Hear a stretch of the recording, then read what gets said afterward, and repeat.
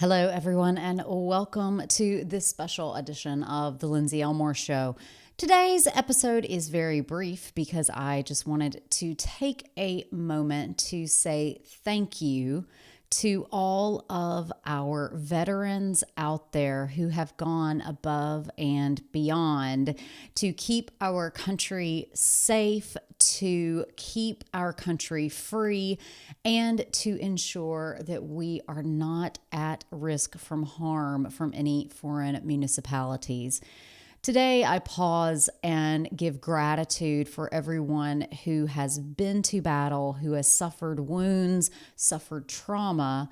And I also pause, even though it's not Memorial Day, and think of all of those who have given their lives on behalf of American freedoms. Thank you very much for all you do. Now, if you're wanting to listen to more about how war and trauma impacts our veterans, I invite you now to come and listen to the episode of The Lindsey Elmore Show where I interview Dr. Chrissane Gordon. She is a physician who helps veterans overcome the traumas of battle and suffered her own traumatic brain injury, which gives her a unique perspective on how to overcome brain injuries. And she is a specialist in helping veterans readjust and enter civilian life. Also in that episode is a beautiful letter from a veteran who suffered trauma during battle that led him to make a lot of very bad decisions that led to his marriage ending. And it also is a beautiful story of redemption and overcoming. Jason Sapp writes a gorgeous letter to his wife/ex-wife/wife again, Lynette, about everything that he went through and all that she went through as an observer of his trauma.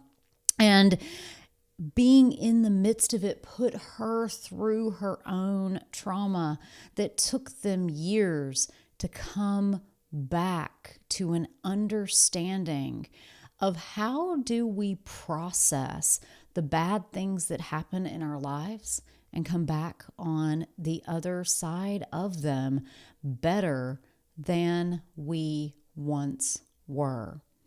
So let us all pause and recall that even amongst the divisiveness of now, we know that we have the ability to stay united as Americans against all of our common enemies.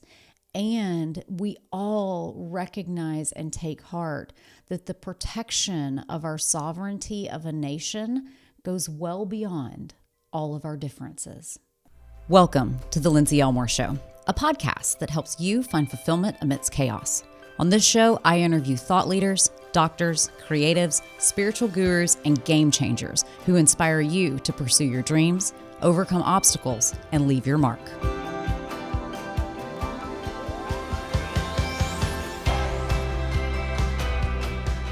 Now let's go to the teenager. Let's go to the group that I work with, our young veterans from Iraq and Afghanistan, who have brains that are not yet mature and not still children. And those are the most vulnerable. So when we talk about those that are playing sports from middle school until about the mid-20s, the brain is reformulating, restructuring itself, putting in new chemicals, putting in new pathways for like that entire decade. And anything you do to interrupt that, multiple, sports injuries, because as they say, the best predictor for a traumatic brain injury is a previous traumatic brain injury. And particularly very close, one right after the other. One within 2 weeks of another can be very, very difficult in this age group. And actually, we have a whole syndrome called second impact syndrome that can lead to death, which is why we take young men and women out of sports if they have a concussion in that teenage college years. Interestingly enough, when I got involved with our soldiers and Marines and our military that were, in the Mideast fighting for us, or even in combat training, I realized that the DoD, the Department of Defense, and the VA were not as familiar with that. It had been a long time since we had been in conflict. And the types of conflict that we had in Vietnam were not the blast injuries, were not rockets being hit. There was mortar and there were hand grenades that caused traumatic brain injuries in the Vietnam era. Don't get me wrong. But in our era, in this Iraq and Afghanistan conflicts, it was really horrific. We now have about 450,000 veterans from those conflicts who are struggling every day with a traumatic brain injury, and they look perfect. They look fine. That's why they call it the invisible wound. Everybody seems to think, they were in the military, they're doing great. Not necessarily. And because they are in that younger group, the actual long-term effects on their brain can be so much more serious. I love what you said about the brain is not fully matured, but yet it is still not a child. And that is where the risk comes in. And I pulled some statistics preparing to discuss with this issue with you today. And it's been estimated that up to 25% of the 3.2 million returning veterans from Iraq and Afghanistan have some sort of traumatic brain injury, and more than 30% have post-traumatic stress disorder, or as I'm now hearing it called, post-traumatic stress injury, that this is not a disorder. This is an acute injury. So talk to us about the difference between traumatic brain injury and post-traumatic stress injury, and what's the difference between a disorder and an injury?